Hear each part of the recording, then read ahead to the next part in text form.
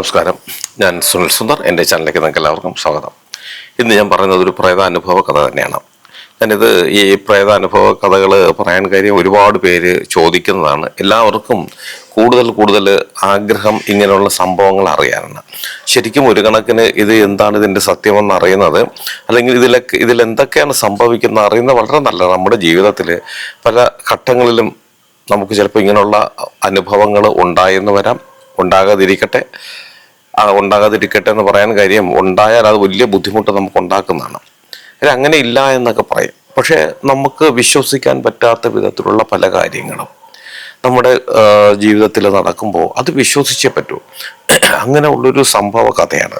ഇപ്പം നമുക്ക് ഒരാളോടൊരു പ്രതികാരം വീട്ടണമെന്നുണ്ടെങ്കിൽ, നമുക്കൊരു നിവൃത്തികേട് വന്നുപോയി, നമുക്കൊരു പ്രതികാരം വീട്ടണമെന്നുണ്ടെങ്കിൽ അതിനൊക്കെ ഒരുപാട് നിയമക്കുരുക്കുകളും കാര്യങ്ങളും ഉണ്ട്.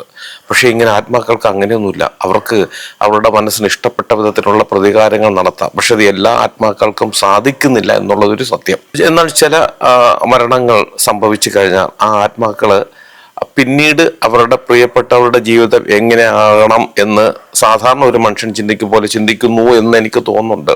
കാരണം അവരുടെ ഇഷ്ടമല്ലാത്ത വിധത്തിലുള്ള ജീവിതങ്ങൾ പിന്നീട് മറ്റുള്ളവർ, അവരുടെ പ്രിയപ്പെട്ടവർ നയിക്കുമ്പോൾ ഈ ആത്മാക്കൾ അതിനുള്ള ശിക്ഷകൾ കൊടുക്കുന്നതായിട്ടും ഒരുപാട് അനുഭവങ്ങൾ ഉണ്ട്.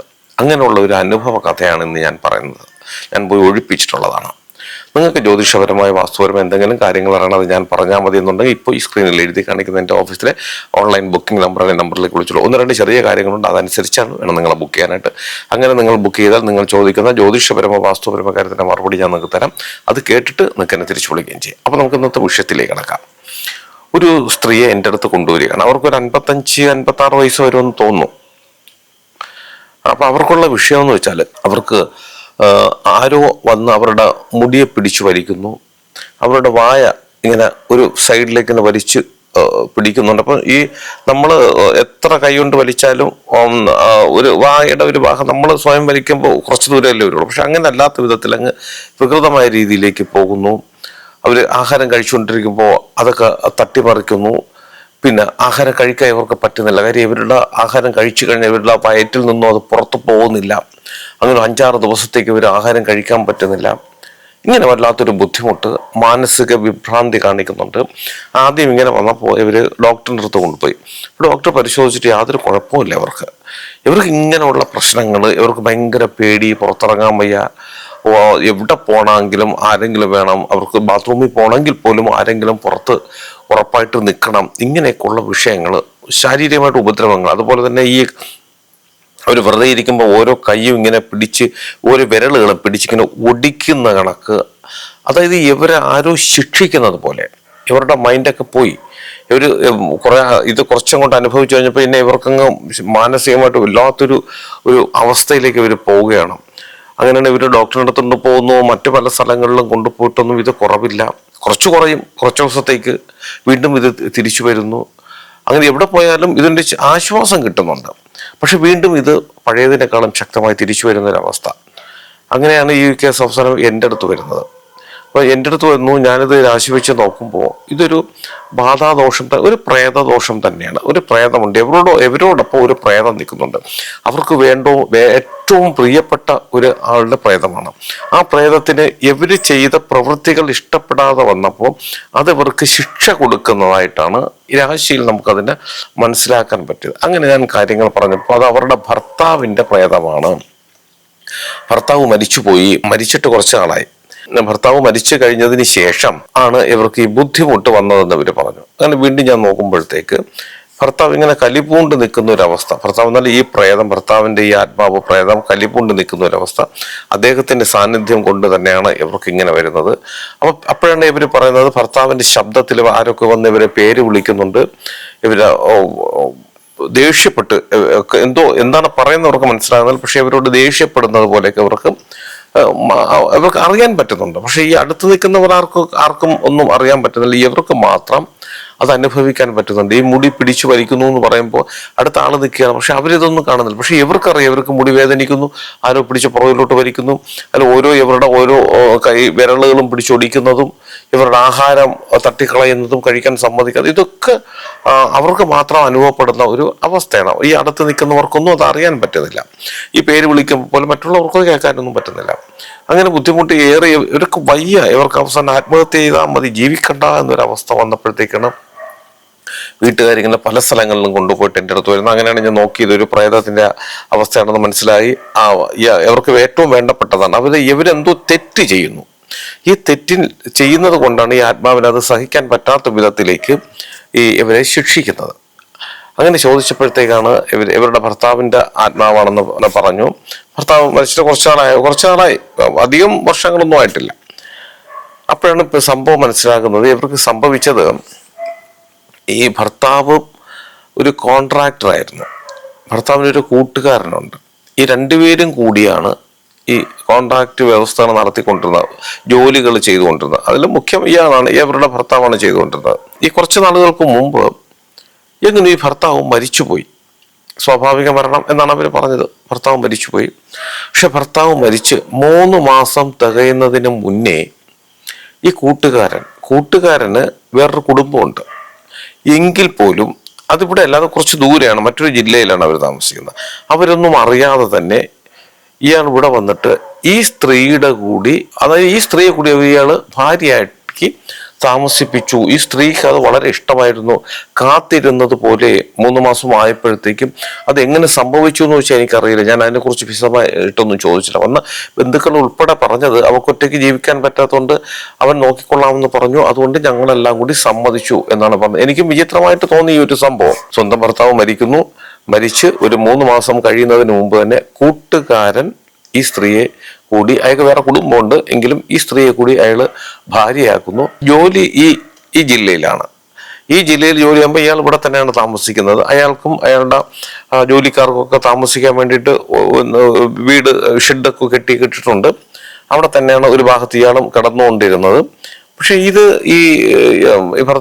ഈ സ്ത്രീയുടെ ഭർത്താവിന്റെ മരണത്തിന് ശേഷം ഈ സ്ത്രീയെ ഇയാൾ ഭാര്യയാക്കി കഴിഞ്ഞതിന് ശേഷം പിന്നെ ഇയാൾ ഈ വീട്ടിൽ തന്നെ ഭർത്താവായിട്ട് തന്നെ ഇവിടെ കഴിയുന്നുണ്ട്. പക്ഷെ അയാളുടെ ഭാര്യ വീട്ടിലൊന്നും ഇത് അറിയില്ല എന്നുള്ളതാണ്.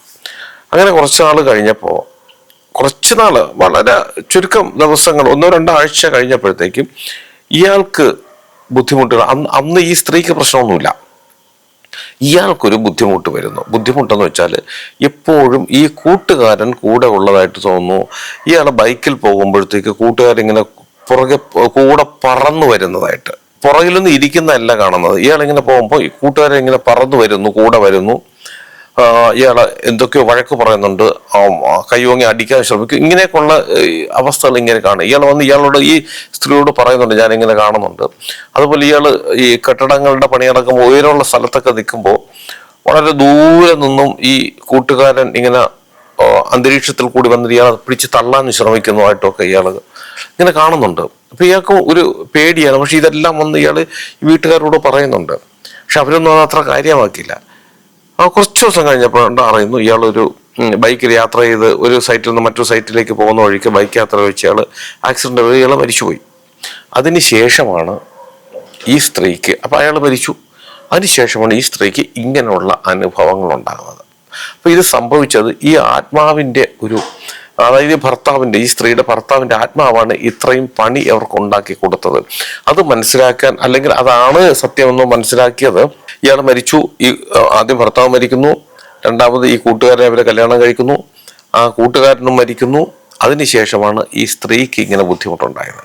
അങ്ങനെ എൻ്റെ അടുത്ത് കൊണ്ടുവന്നു. ഞാനത് ഒരുപാട് കഷ്ടപ്പെട്ടിട്ടാണ് അത് പൂർണ്ണമായും അത് മാറ്റിക്കൊടുത്തു. പക്ഷേ അതിനുശേഷം ഈ സ്ത്രീക്ക് വേറെ കുഴപ്പങ്ങളൊന്നും, ഇങ്ങനെയുള്ള അനുഭവങ്ങളൊന്നും പിന്നെ അവർക്ക് ഉണ്ടായിട്ടില്ല എന്നുള്ളതാണ്. അപ്പൊ അതിൽ നിന്നും ഇതൊക്കെയാണ് നമുക്ക് ഇത് സത്യമാണ് എന്ന് നമുക്ക് മനസ്സിലാക്കാൻ പറ്റുന്ന തെളിവുകൾ ഇതൊക്കെയാണ്. അതിനുശേഷം പിന്നെ അവർക്ക് അങ്ങനെ ഒരു ബുദ്ധിമുട്ടേ ആ സ്ത്രീക്ക് വന്നിട്ടില്ല എന്നുള്ളതാണ്. നമ്മൾ മനസ്സിലാക്കേണ്ട ഒരു കാര്യമേ ഉള്ളൂ.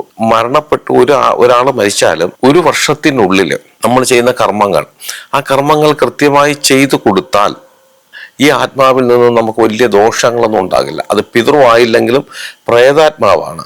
അതുകൊണ്ട് എന്ത് സംഭവിക്കുന്നു വെച്ചാൽ ഇത് പ്രേതമാണെങ്കിൽ പോലും ദോഷകാരിയായിരിക്കില്ല എന്നുള്ളതാണ്. ഈ സ്ത്രീക്ക് പറ്റിയത് 2 പെൺകുട്ടികളായതുകൊണ്ട് അവര് 16-ന്റെ അന്ന് എന്തോ കൊണ്ട് ചെന്ന് എല്ലാ കർമ്മവും കൂടെ ഒന്നിച്ച്, ഒരു വർഷത്തേക്കുള്ള കർമ്മം എല്ലാം കൂടെ ഒന്നിച്ച് ചെയ്താൽ മതി എന്ന് ആരോ പറഞ്ഞു. അങ്ങനെ ചെയ്തു. പിന്നെ അതിനുശേഷം ഒരു വർഷം തികഞ്ഞതിന് ശേഷം അന്ന് പോയി ഒരു ബലി കൂടി ഇട്ട് കൊടുത്താൽ മതി, ആണ്ട് ബലി എന്ന് പറയുന്ന ഒരു ബലി കൂടി ഇട്ട് കൊടുത്താൽ മതി എന്ന് പറഞ്ഞതുകൊണ്ട് ഇവർ പിന്നെ മറ്റുള്ള മാസബലിയ കാര്യങ്ങളോ ഒന്നും ഇവർ ചെയ്തില്ല. അങ്ങനെ വന്നപ്പോൾ എന്ത് സംഭവിച്ചു? ഈ ആത്മാവ് കൂടുതൽ ദോഷകാരിയായി മാറി എന്നുള്ളതാണ്. അപ്പൊ ഇതിൽ നിന്ന് രണ്ട് കാര്യങ്ങളാണ് നമുക്ക് മനസ്സിലാക്കേണ്ടത്. ഒന്ന്, പ്രേതങ്ങളുണ്ടെന്നും ആ പ്രേതങ്ങൾ നമ്മളെ കായികമായിട്ടെന്നല്ല ചിന്തകളിലേക്ക് കയറി, ഇല്ലെങ്കിൽ ഇങ്ങനെയുള്ള ചില അവസ്ഥകൾ നമുക്ക് കാണിച്ചു തന്നതിന് ശേഷം നമ്മൾ അപകടത്തിലോ ആ അപകടം വഴി നമ്മുടെ ജീവൻ തന്നെ തട്ടിയെടുക്കാൻ അതിന് സാധിക്കും എന്നുള്ളത് മനസ്സിലാക്കി. അപ്പൊ ഇത് പ്രേതമാണ് എന്ന് മനസ്സിലാക്കാൻ കാരണം, അല്ലെങ്കിൽ നമുക്കിത് ഉറപ്പിക്കാൻ കാരണം, ഈ സ്ത്രീക്ക് അങ്ങനെ ഒരു ബുദ്ധിമുട്ട് വന്നപ്പോൾ, അല്ലെങ്കിൽ മറ്റ് ഉള്ളവർക്ക് ബുദ്ധിമുട്ട് വന്നപ്പോൾ അത് പൂജയിൽ കൂടി പരിഹരിച്ച് കഴിഞ്ഞപ്പോൾ എന്ത് സംഭവിച്ചു? പിന്നീട് ആ ബുദ്ധിമുട്ടുകളൊന്നും ഉണ്ടായില്ല എന്നുള്ളതാണ്. അതാണ് ഒന്നാമത്തെ കാര്യം. അപ്പം പ്രേതമുണ്ട്, അതിന് അനുഭവങ്ങളും ഇങ്ങനെ തന്നെയാണ്.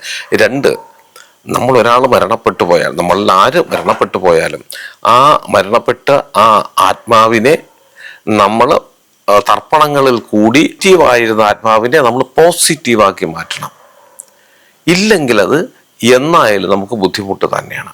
ഈ ഒരു വർഷത്തിനുള്ളിൽ നമ്മൾ ചെയ്യേണ്ടുന്ന പിതൃതർപ്പണങ്ങൾ അത് കൃത്യമായി ചെയ്തു കൊടുത്തില്ലെങ്കിൽ ഇതുപോലുള്ള ബുദ്ധിമുട്ടുകൾ നമുക്കുണ്ടാകും. ഒരുപാട് കേസുകെട്ടുകൾ ഞാനിത് നേരിട്ട് എനിക്കറിയാവുന്നുള്ള ഞാൻ പോയി പരിഹരിച്ചിട്ടുള്ളതാണ്. നിസ്സാരമായിട്ട് ഒരാളെ മരണപ്പെട്ടു പോയാൽ നിസ്സാരമായിട്ടൊക്കെ അങ്ങ് കളയും.